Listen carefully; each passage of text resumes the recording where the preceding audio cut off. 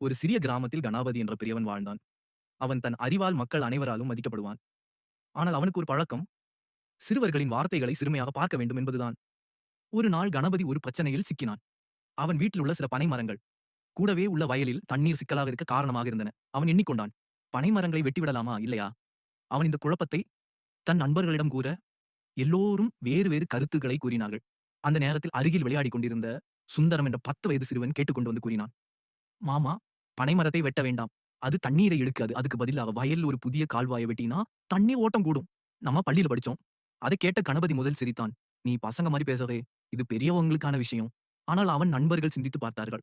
சின்ன பையன் சொல்றதுல கொஞ்சம் உண்மை இருக்கே, என ஒரு விவசாயி சொன்னான். கணபதி கோபத்தை விடுத்து அந்த சிறுவன் சொல்வதை செய்து பார்த்தான். ஒரு வாரத்தில் தண்ணீர் பிரச்சனை தீர்ந்தது. வயல் பசுமையாய் மாறியது. அன்று மாலை கணபதி அந்த சிறுவனை அழைத்து கூறினார். நீ எனக்கு கற்றுத் தந்த ஒரு பாடம். அறிவுக்கு வயதில்லை. அது யாரிடமும் இருக்கலாம். பாடம். அறிவு ஒரு வயதோடு வருவதே இல்லை. சிறுவர்களிடமிருந்தும் நாம் கற்றுக்கொள்ளலாம்.